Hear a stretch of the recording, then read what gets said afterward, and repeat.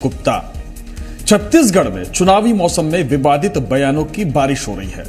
मुद्दे पीछे छूट गए हैं, चेहरे पीछे छूट गए हैं, चर्चा से बयानों की हो रही है। बात प्रधानमंत्री पर हमले से शुरू हुई और आगे बढ़ते बढ़ते कुत्ते बिल्ली तक पहुंची और उसके बाद नक्सलवाद, खालिस्तान और आखिरी में बात अब च्यवनप्राश तक आ गई है। तो आखिर च्यवनप्राश की जरूरत किसके है और ये जो विवादित बयान आ रहे हैं इसका क्या असर चुनाव पर पड़ेगा, इसी पर करेंगे आज चर्चा। लेकिन उससे पहले ये रिपोर्ट देखिए।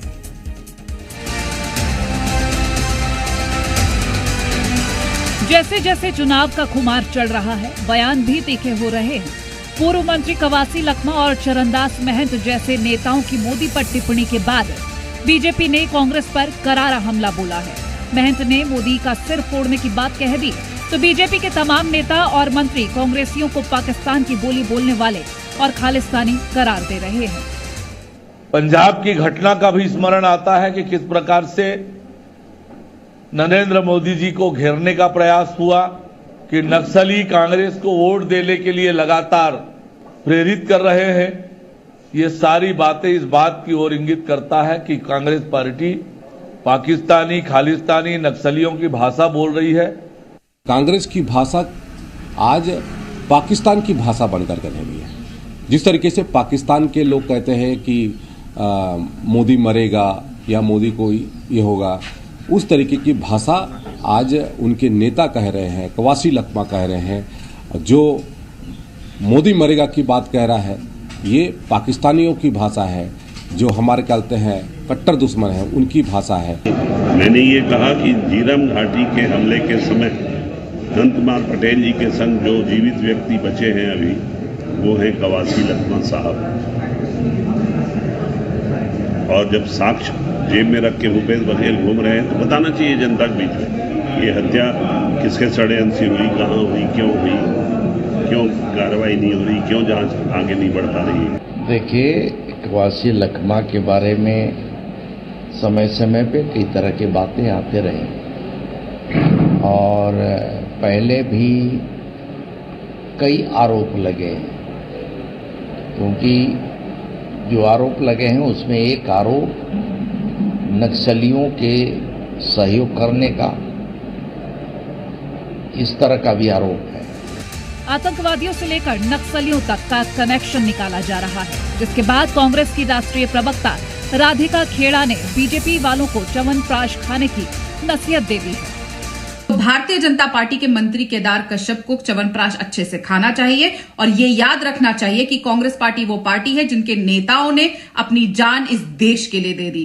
कांग्रेस पार्टी के बड़े बड़े नेता हों या छोटे छोटे कार्यकर्ता इस देश के लिए शहीद हुए हैं, चाहे वो इंदिरा गांधी जी हो या राजीव गांधी जी हो या छत्तीसगढ़ के छोटे छोटे कार्यकर्ता और बड़े बड़े नेता जो शहीद हो गए नक्सल हमले में, जो देश का सबसे बड़ा नक्सल हमला में से एक था। मोदी के खिलाफ बोलने पर देश विरोधी का तमगा देने वाली बीजेपी के सामने कांग्रेस कितनी मजबूत दिखेगी, ये एक बड़ा सवाल है, क्योंकि बयानों में मुकाबला बराबर का है और अब चुनावी नतीजों में कौन किससे आगे निकलेगा, ये 4 जून को तय होगा। ब्यूरो रिपोर्ट, जी मीडिया। तो एक तरफ कांग्रेस नेताओं के बयान आते हैं और उसके बाद बीजेपी की जबरदस्त स्ट्रैटेजी सामने आती है। कांग्रेस के नेताओं को घेरने की कोशिश करती जाती है। विवादों में 2 नेता हैं, चरणदास महंत और कवासी लखमा, जिनके बयानों को लेकर के भारतीय जनता पार्टी ने मोर्चा खोला हुआ है और इसी मुद्दे पर आज चर्चा करेंगे। चर्चा के लिए हमारे साथ भारतीय जनता पार्टी के पूर्व विधायक श्रीचंद सुंदरानी जी हैं, हमारे साथ नितिन भंसाली जी हैं जो कांग्रेस के प्रवक्ता हैं, और के शर्मा वरिष्ठ पत्रकार हमारे साथ जुड़ रहे हैं। सबसे पहले आपके पास आऊंगा भंसाली जी, ये क्या स्ट्रैटेजी बना रखी है कि सुर्खियों में आना है तो कुछ भी बयान देना है, या कुछ खास मकसद है नेताओं का जिसकी वजह से ये बयान दे रहे हैं? ऐसा कौन सा बयान दे दिया कि जिसमें सुर्खियों में आने वाली बात होगी, ये मेरी समझ से तो बिल्कुल परे है। ठीक है, मैं आपको बता देता हूं। कवासी लखमा ने जिस तरह से प्रधानमंत्री नरेंद्र मोदी को लेकर के टिप्पणी की कि कवासी जीतेगा, मोदी मरेंगे, फिर उसके बाद कवासी लखमा दारू वाली बात कहते हैं, तो आपको नहीं लगता कि ये विवादित बयान है? इस तरह के बयानों से बचना चाहिए। सरपंच से लेकर विधायक से मंत्री और मंत्री से अब कवासी लखमा सांसद बनने जा रहे हैं। स्थानीय अच्छा। गोड़ी भाषा, स्थानीय बस्तर की लोकल 5 लैंग्वेजों के वो भाषाओं के वो ज्ञाता है। और मुर्गा लड़ाई करवाना और वो क्या बैल चलाना, ऐसे जादूगर नेता है उस क्षेत्र के, वो लोकप्रिय और जनप्रिय नेता है। उन्होंने गोड़ी में बोला मोदी हारेगा, तो इनकी मत ही भ्रष्ट है। ये बोलते मोदी मारेगा या मोदी मरेगा, जो भी इन्होंने सुना। कवासी लखमा जी ने ऐसा बिल्कुल भी नहीं बोला। स्थानीय किसी नेता को पकड़कर, किसी जानकार व्यक्ति को पकड़कर उसकी उस स्पीच को कन्वर्ट करवा के सुन रहा था ध्यान से कि कवासी लखमा जी ने क्या बोला। बस्तर में या इस प्रदेश में कहे, भाजपा की जो है वो जमीन जो है हिली हुई है, इसलिए इस प्रकार की बेतुकी बातें करके जरूरी मुद्दों से इस प्रदेश की और इस देश की जनता का लगातार ध्यान भटकाने का ये लोग काम कर रहे हैं, और इसमें ये निश्चित तौर पर सफल नहीं होंगे। राधिका खेड़ा जी ने कहा कि इनको च्यवनप्राश की आवश्यकता है। देखिए, च्यवनप्राश के नियमित सेवन से मैं बता दूं आपको, मस्तिष्क मजबूत होता है, हमारी सोचने समझने की शक्ति जो है वो बढ़ती है। च्यवनप्राश में बहुत अच्छे प्राकृतिक गुण है।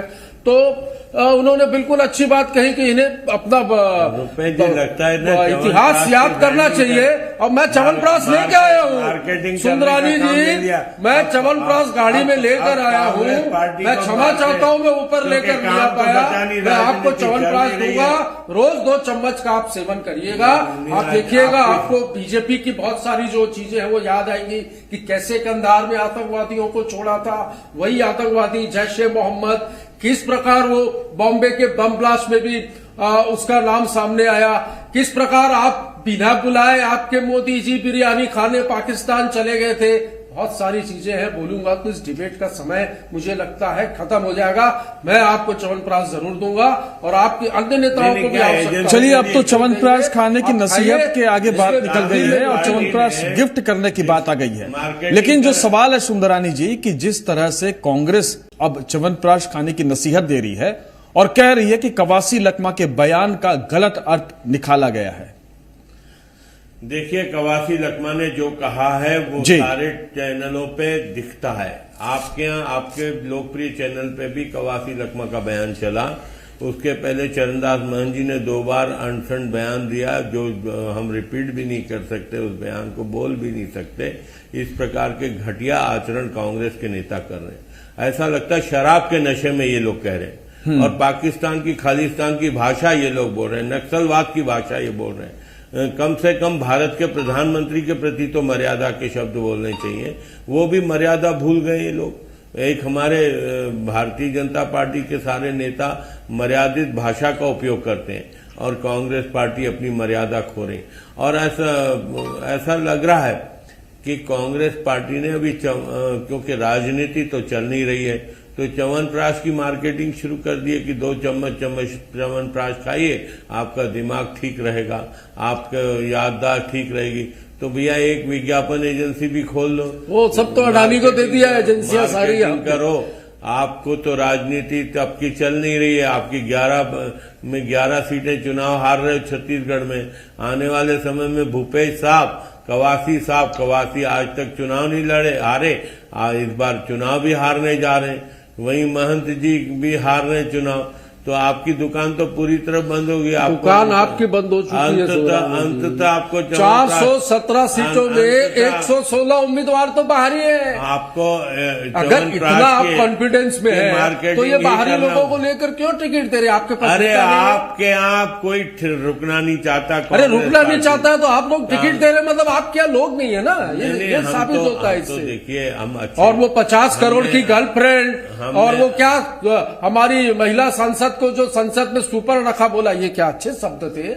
आप बताइए, आपने जो आप ही के द्वारा बोला गया, कांग्रेस की विधवा, इस प्रकार के शब्दों का बीजेपी नेताओं ने उपयोग किया। के शर्मा जी, जिस तरह के बयानबाजी हो रही है, और ये कोई पहली बार नहीं है, चुनाव के मौसम में सारी मर्यादाएं तार-तार हो जाती हैं, लेकिन बयानों को देने में जो सीमा, जो लिमिट होती है, उसको जिस तरह से क्रॉस किया जाता है, इसका नुकसान हमने देखा है कि ज्यादा होता है बनिस्पत की किसी किस्म का फायदा। भले ही वो बयान सुर्खियां बटोर ले, लेकिन कहीं ना कहीं लोगों के मन में यह बात आती है कि इस तरह की हल्की बात करने वाला व्यक्ति इतना विश्वसनीय कैसे हो सकता है। निश्चित रूप से चुनाव आदर्श आचार संहिता लागू है। इसके अंतर्गत आप देखेंगे चुनाव आयोग के बाद जब शिकायत होती है तो वो फिर पुलिस के आईपीसी धाराओं के तहत कार्रवाई के लिए थाने तक जाती है। कहने का तात्पर्य यह है कि चुनाव आयोग क्या किसी को इस प्रकार के बयानों को लेकर के इतनी ताकत होनी चाहिए कि किसी प्रत्याशी द्वारा, किसी नेता के द्वारा या किसी राजनीतिक दल को प्रतिबंधित कर सके चुनाव में, इस प्रकार के अधिकार हैं क्या? एक बड़ी सवाल है। दूसरा चीज है जो बयान दिए जा रहे हैं उसमें आप देखेंगे मोदी को लेकर केंद्रित है। चाहे भाजपा इतनी उद्वेलित इसलिए है कि मोदी को टारगेट किया गया, चाहे लखमा की ओर से किया जाए, चाहे महंत जी की ओर किया जाए या कांग्रेस के अन्य नेताओं के द्वारा जो बातें कही जा रही है। तो मोदी आधारित इस चुनाव में आप देखेंगे, प्रमुख रूप से देखेंगे कि नरेंद्र मोदी प्रधानमंत्री बनेंगे या नहीं बनेंगे, इसको लेकर एक केंद्रित होते जा रहा है पूरा चुनाव 2024 का। आप इस बात को देखिए। दूसरी चीज, जिस तरह से टारगेट लगातार किया जा रहा है मोदी के ऊपर, उसको लेकर भाजपा का पलटवार हो रहा है। दोनों की ओर से बयानें निश्चित रूप से बाहर जा रही है, लेकिन इस प्रकार के बयानों के तमाम प्रकार के पिछले चुनाव में भी आप जाएंगे तो देखेंगे कि बयानों का उल्टा असर हुआ है। छत्तीसगढ़ में भी एक उदाहरण आप सबके दिमाग में होगा कि एक बार किसी ने पूछा था, सब जानते हैं नेताओं का नाम, कि अटल बिहारी वाजपेयी के पिताजी का क्या नाम था। इसको लेकर बड़ी प्रतिक्रिया हुई थी, उसमें मुझे लगता है कि राजनीतिक नुकसान भी हुआ था। तो मुद्दों के आधार पर यदि आप चुनाव लड़ने जाएंगे, किसानों को लेकर, महिलाओं को लेकर के, युवाओं को लेकर, तमाम प्रकार के जो यहाँ विकास की जो बातें हो रही है, कहां तक बस्तर में विकास पहुंचा है, इन सब पर यदि चर्चा होगी तो मुझे लगता है जनता के लिए बेहतर होगा। रोजगार के अवसर की बात है, नगर जाहिर तौर पर, और ये सवाल कांग्रेस से पूछा जाना चाहिए। कांग्रेस बार बार ये कहती है कि ये चुनाव मुद्दों पे होना चाहिए, मुद्दों की बात करने का वो दावा करती है, और उसके बावजूद अगर मुद्दों पर उसको यकीन नहीं है तो उसके बाद इस तरह के बयान उनके नेता देते हैं। और जैसा कि आप बता रहे हैं कि पहले इसका नुकसान भी हो चुका है, तो भंसाली जी, आप मुद्दों से भटक क्यों रहे हैं? आपकी पार्टी क्यों भटक रही है? हम तो शुरू से मुद्दे की ही बात कर रहे हैं। इस देश में बेरोजगारी की, महंगाई की, सीमाओं पे महंत जी बेरोजगारी महंगाई की बात क्यों नहीं करते? कवासी लखमा क्यों नहीं करते? वो क्यों करते हैं कि तीर धनुष लेकर के आप जाइए, मारिए? रुपेश भाई, आपका व्यक्तित्व अलग है, आपकी बोलने की शैली अलग है, मेरी बोलने की शैली अलग है, श्री चंद सुंदरानी जी की बोलने की शैली अलग है।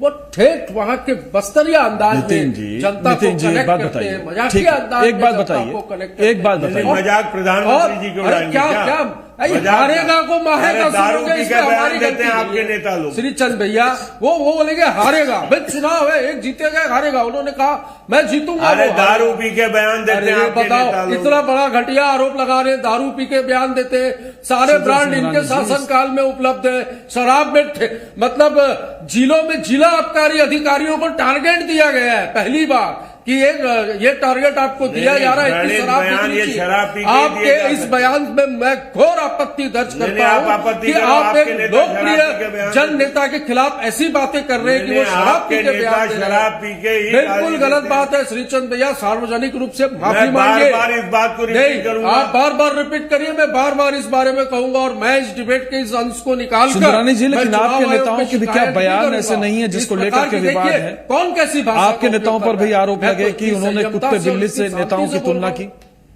आप प्रधानमंत्री के खिलाफ अनर्गल बात अरे नहीं बोला है भैया। गई भैंस पानी में, भैंस के आगे बीन बजाना, तीन का ताड़, कहावतें भी होती हैं। अब कहावतों का भी ये उल्टा अर्थ ले लेंगे तो क्या कर सकते हैं? बयान नहीं दिए जा सकते। आपको गोड़ी भाषा का ज्ञान आपको भी नहीं, मुझे भी नहीं है भाई साहब, मैं भी कोई ज्ञानी नहीं हूँ। कवासी लखमा बस्तर की, चलिए ठीक है, आप अपनी बात रख चुके नितिन जी, अब उनको मौका दीजिए, उनको बोलने दीजिए। व्यक्ति को बस्तरिया को बुला के पूछिए। जी सुंदरानी जी, देखिए, निश्चित रूप से घृणित बयान दिए जा रहे हैं कांग्रेस पार्टी के लोगों के द्वारा। ऐसा लगता है कि पाकिस्तान के एजेंट बन के काम कर रहे, खलिस्तान के एजेंट बन के काम कर रहे, नक्सलियों के एजेंट बन के काम कर रहे हैं, और होशो हवास में ये बयान नहीं दिए जा सकते। मैं पुनः रिपीट करता हूं कि जो भी मोदी जी के खिलाफ अनर्गल बातें की गई है, निश्चित रूप से कोई होश में नहीं बोल सकता। निश्चित रूप से शराब पी के ही इस प्रकार की बातें हद तो नहीं, लेकिन ये ठीक है, जाहिर तौर पर प्रधानमंत्री की मर्यादा होती है, ऐसी बातें नहीं बोलनी चाहिए। लेकिन हर बात को पाकिस्तान 50 करोड़ की गर्लफ्रेंड, ये क्या संसद में जिन लोगों ने बोला वो शराब पी के बोला था? यदि शराब पी के इस प्रकार की बातें होती है, कांग्रेस की विधवा, देखिए इस तरह के शब्दों का उपयोग किया गया, मैं इसका मतलब इनके सांसद सुंदरानी जी, भंसाली जी, एक चीज मैं बोल रहा हूं, ऐसे किसी नेता पर टिप्पणी आप लोग यहां पे मत करिए आपत्तिजनक, जिसके बारे में वो अपना पक्ष तक न रख सके। दोनों ही प्रवक्ताओं से मैं आग्रह करूंगा कि प्लीज कम से कम शराब पी करके कोई बयान दे रहा है, नहीं दे रहा है, इस तरह के कमेंट ना करें। इन्होंने बोला तो मैं दोनों को कह रहा हूं। जय सुंदरानी जी बताइए कि आप होशो हवास में रुपए, तो इसका मतलब वो होशो हवास में नहीं। देखिए इस तरह की बातें होंगी सुंदरानी जी तो बहुत सारे आरोप लगेंगे। इस प्रकार की अशोभनीय बातें करेंगे। वो चुनाव लड़ रहे हैं कवासी लखमा, उनको लेकर के हमला कीजिए, बिल्कुल सही बात है। आपको आपत्ति दर्ज करानी चाहिए, आपको विरोध करना चाहिए। आपका जो संवैधानिक अधिकार है, जो कानूनी अधिकार है, उसका आप लोग बखूबी इस्तेमाल कर रहे हैं।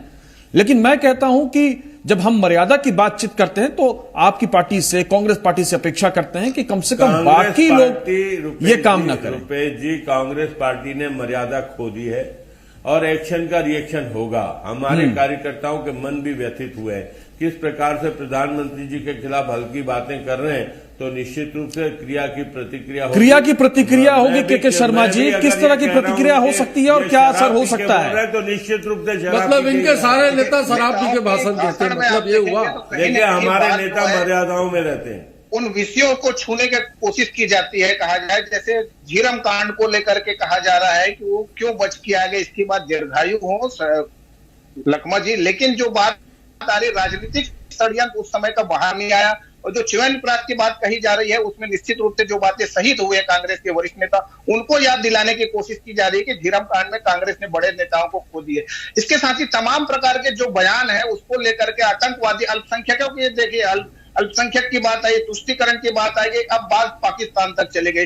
पाकिस्तान की गतिविधियों को लेकर देश के लोगों में जो आक्रोश है उसको किसी न किसी तरह एक कांग्रेस के बयानों से जोड़ते हुए भाजपा उसको लाभ लेने की कोशिश कर रही है, कहा जा सकता है। जिस तरह से पिछले चुनाव में आप देखेंगे कि पाकिस्तान में जाके जिस तरह से हमला किया गया और भाजपा को उसको श्रेय मिला, चाहे कश्मीर में 370 हटाने की बात हो, आतंकवाद मुक्ति की बात हो, खालिस्तान, ये तमाम प्रकार के जो बयान है उसको जोड़ करके अपने जो मूल मुद्दे हैं उसकी ओर ले जाने की कोशिश भी कही जा सकती है।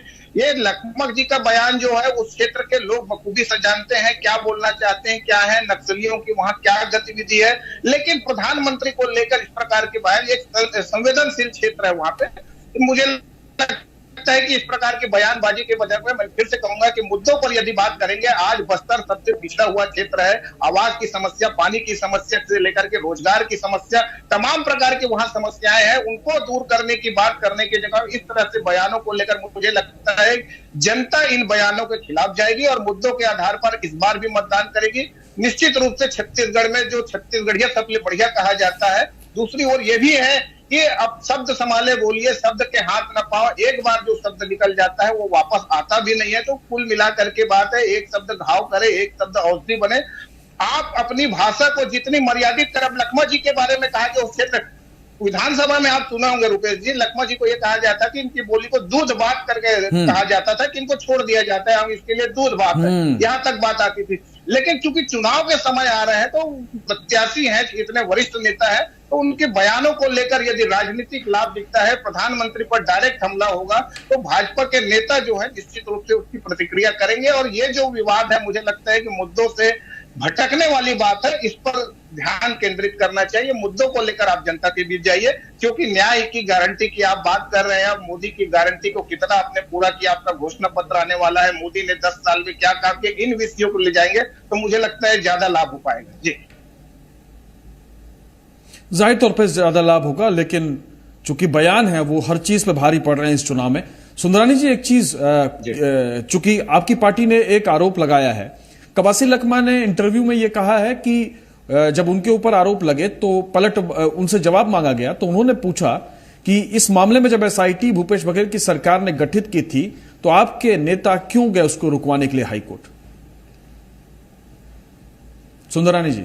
रुपेश जी, ये कवासी लक्ष्मण कुछ भी बोलते हैं, सरकार में मंत्री रहे, बेतुकी बातें करने की आदत है उनकी, और भारतीय जनता पार्टी पे आरोप लगा रहे हैं।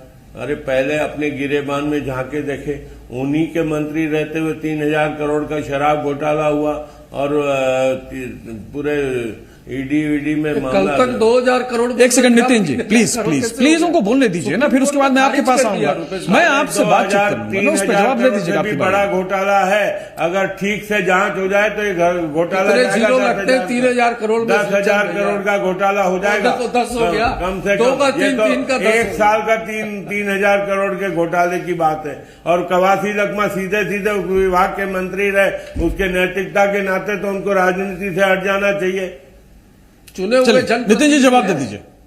चुने हुए जनप्रतिनिधि है, क्यों हटेंगे? अच्छा, चुने हुए जनप्रतिनिधि भ्रष्टाचार करने का अधिकार है? नहीं, भ्रष्टाचार आप साबित कीजिए, ये सुप्रीम कोर्ट से भ्रष्टाचार करने का अधिकार है, इसलिए कह रहा हूँ श्रीचंद भैया, इतना बड़ा च्यवनप्राश लाया उनके खिलाफ। आप 2 चम्मच कल खाइएगा तो आपको याद आएगा कि पाकिस्तान की हब पावर लिमिटेड से 200 करोड़ रुपया भाजपा ने चंदा लिया। किस पाकिस्तान की बात कर रहे हैं आप? अच्छा बताइए, 300 टन वो आरडीएक्स कहां से आया पुलवामा में? आज तक जवाब नहीं दे पाए। इसलिए आप लोगों को ये सब चीजें याद रहे, इसलिए च्यवनप्राश देने की हम बात कर रहे हैं। नहीं, च्यवनप्राश लेके आओ ना, मार्केटिंग करो, गाड़ी छोड़ो ना राजनीति, छोड़ो राजनीति, आ जाओ आप च्यवनप्राश बेचने के लिए, हम खरीदेंगे आपसे च्यवनप्राश। आप तो कुछ भी खरीद सकते हैं, विधायक सांसद खरीदने बैठे हैं आप लोग। तभी तो मैंने अभी आंकड़ा बताया कि 417 में 116 प्रत्याशी बाहरी है। आपकी पार्टी के अंदर आपके जिला पंचायत के अध्यक्ष नाराज है श्रीचंद भैया।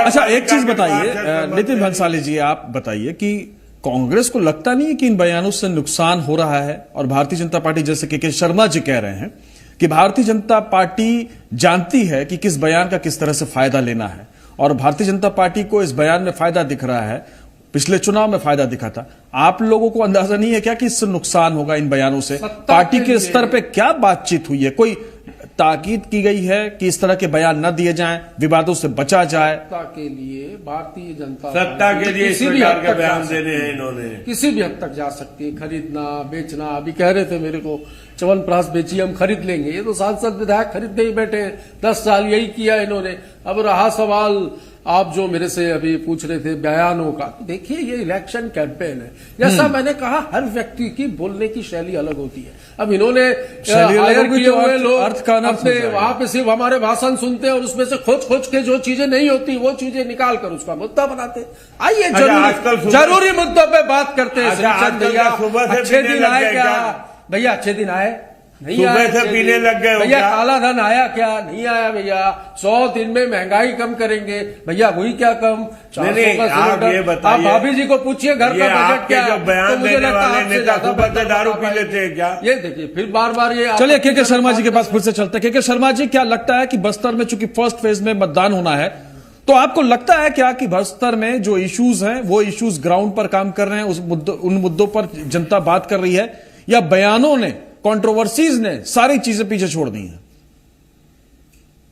निश्चित रूप से बस्तर के मतदाता जो है वो अपने मूलभूत समस्याओं को लेकर मतदान करते हैं और इतनी जागरूक है, जिसके चलते हुए कहा जाता है कि बस्तर के जिसकी सरकार, मतलब छत्तीसगढ़ में उसी की सरकार बनती है, उसी को बहुमत मिलता है जो बस्तर में आगे निकल जाता है। कहने का तात्पर्य कि सत्ता की चाबी बस्तर तो यूं ही नहीं कहा जाता। वहां के नहीं, लेकिन पिछली बार तो बस्तर में कांग्रेस आगे निकली लेकिन बाकी जगहों पे हार गई।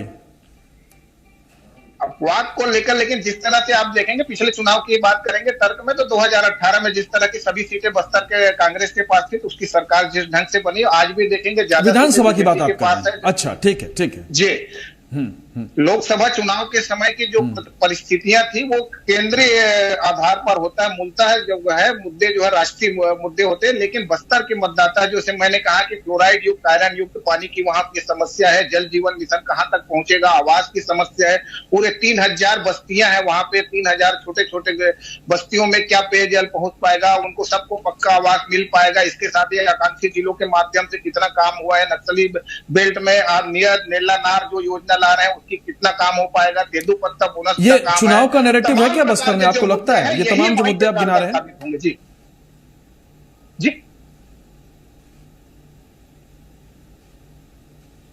रुपेश जी, चलिए जी चलिए शर्मा जी, बहुत बहुत शुक्रिया इस चर्चा में शरीक होने के लिए। सुंदरानी जी आपका भी बहुत बहुत शुक्रिया, और भंसाली जी आपका भी बहुत बहुत शुक्रिया। और खबरों के लिए आप लगातार देखते रहे जी मध्य प्रदेश छत्तीसगढ़।